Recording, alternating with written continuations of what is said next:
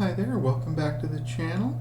And time for another DD Does History, and thank you very much for joining me here today.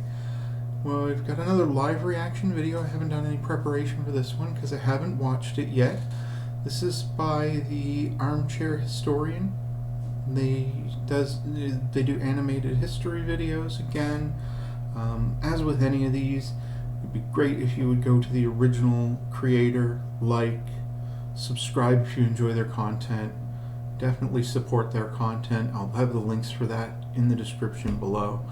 Like I said, this one's going to be a live reaction. I haven't seen this yet, the latest video. So let's get started and see what we got. It is the 9th of August, 1937, and a nervous Chinese soldier is standing guard at the gates of Hangzhou Airport in Shanghai. He has heard reports from the north of a great Japanese army sweeping through Beijing's feeble defenses, crushing all resistance in their path. Yet, inexplicably, things here in the south remain almost disturbingly normal. With no formal declaration of war, the citizens of Shanghai are not even sure what to think.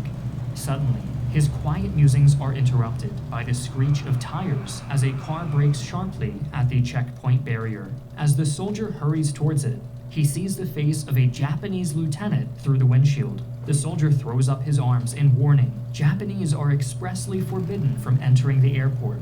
But the lieutenant ignores him, putting his car into reverse and swinging the wheel to try and drive around the barrier. Once again, the Chinese soldier intercepts him. Furious, the lieutenant responds by drawing his pistol, and with a single shot, the war has come to Shanghai.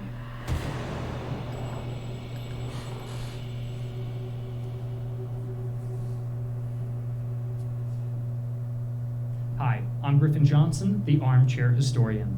While many consider the Eastern Front to be the most brutal theater of the Second World War, the Chinese theater, by itself, was one of the bloodiest conflicts in human history.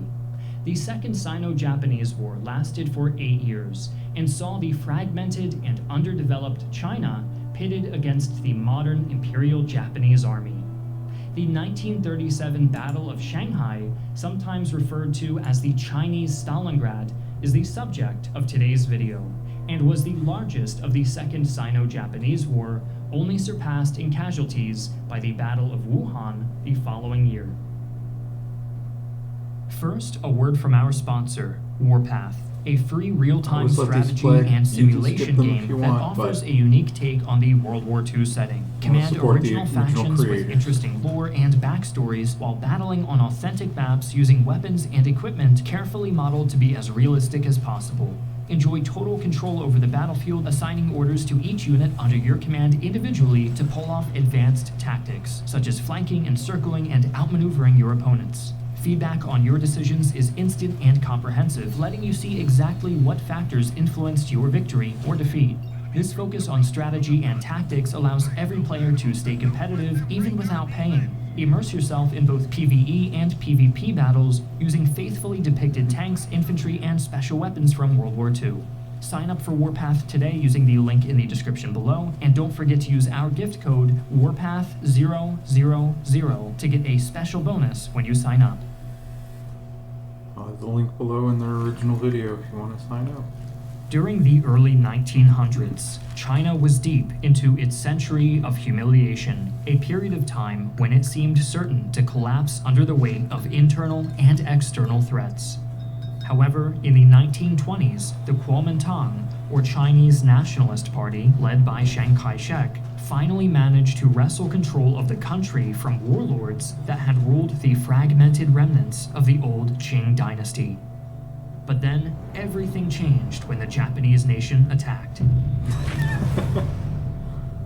Still in the midst of their unsteady recovery, the Kuomintang could only watch as its new rival seized all of Manchuria in 1932, forcing China to sign yet another unequal treaty recognizing the authority of a foreign power. Both sides knew that Manchuria was just the beginning of Japanese ambitions in Asia, and border skirmishes between the two powers would continue for the next 5 years. During this interim period, Chiang's new government grappled with the legacy of the century of humiliation, which had enabled foreign powers to establish colonies in Chinese territory.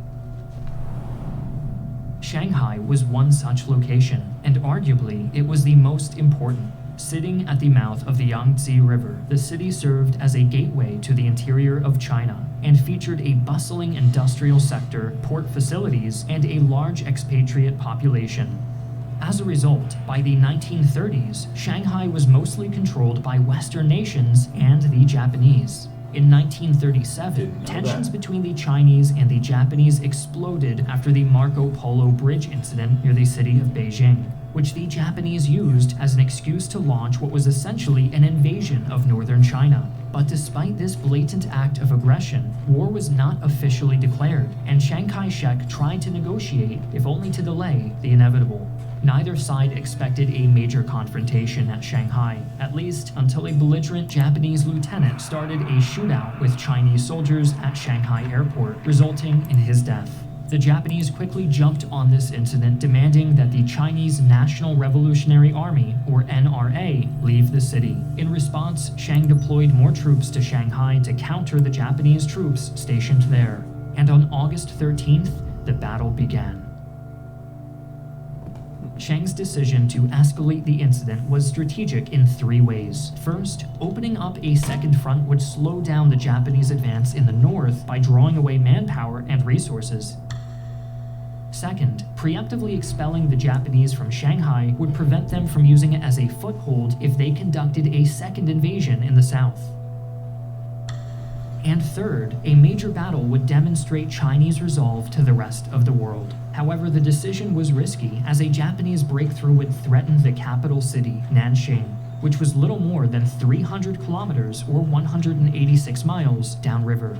Initially, the Chinese operational goal was simply to destroy Japanese forces in the area. Although they possessed a huge numerical advantage, the Chinese army of the time was incapable of waging modern warfare. With the exception of certain units, such as the elite German-trained 88th Division, most Chinese soldiers were poorly equipped conscripts, marching into battle with nothing but a rifle and a bayonet.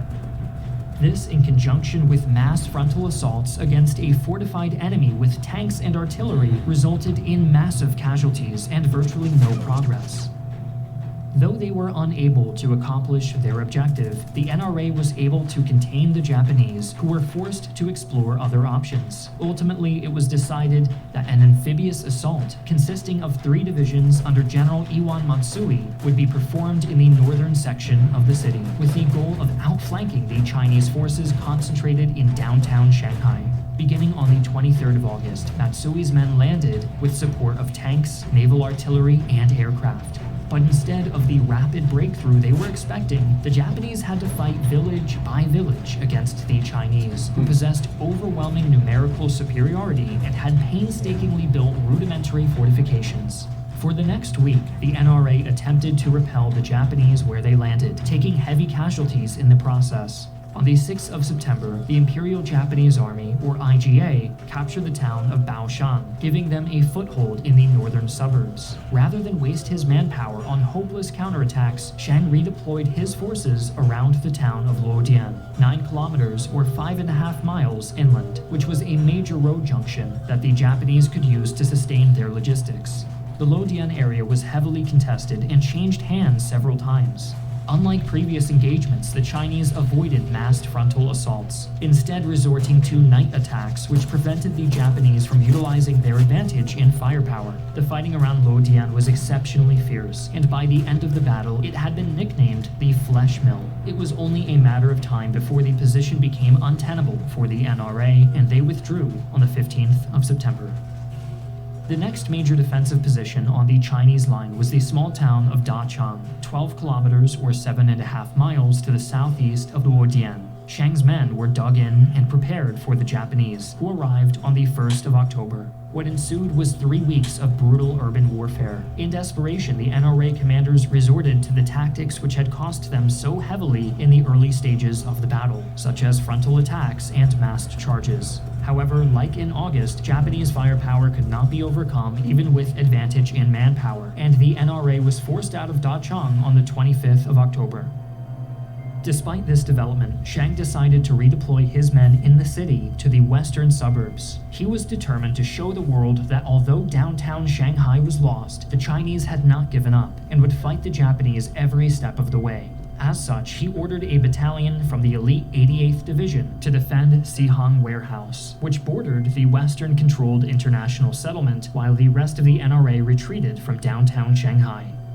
Chiang hoped that the foreigners watching the battle from across the river would see the fierceness of Chinese resistance. Additionally, the warehouse was made of concrete, and the danger of striking foreign territory forced Japan not to use naval artillery. On the 27th of October, the Japanese surrounded the warehouse, and for the next 3 days they attempted to dislodge the 400 defenders through bombardment and repeated infantry and tank assaults, but were unsuccessful. Finally, on November 1st, Chiang allowed the defenders to retreat, and most escaped to the international settlement. While Sihang Warehouse was being contested, the Japanese landed a second invasion force at Jinshanwei, 40 kilometers or 24 miles south of downtown Shanghai. Threatened with encirclement, Chiang finally ordered a general retreat from the city and its suburbs. For the Chinese, the most important priority was now the defense of the capital, Nanjing, only 300 kilometers or 180 miles up the Yangtze. On November the 11th, the Japanese began the march to Nanjing, and little more than a month later, the capital fell. The loss of Shanghai had dire effects for the Chinese war effort due to its economic importance and the fact that it had enabled the Japanese to capture Nanjing. Aggravating this were the huge losses that the NRA suffered. Of the 700,000 men deployed to Shanghai, roughly 300,000 became casualties.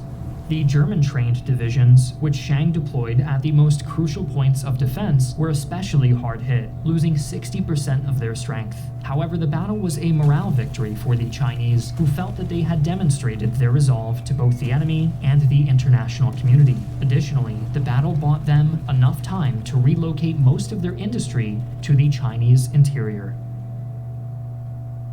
The Japanese, although victorious, were bitterly disappointed about how costly the battle had been.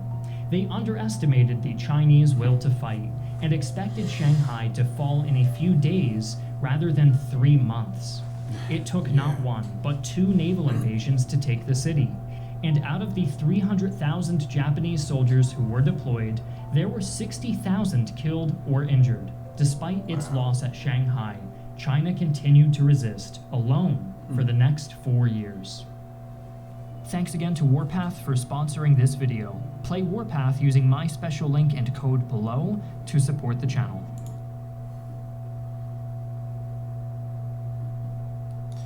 So, yeah, usually you don't see those things going into quite that amount of detail.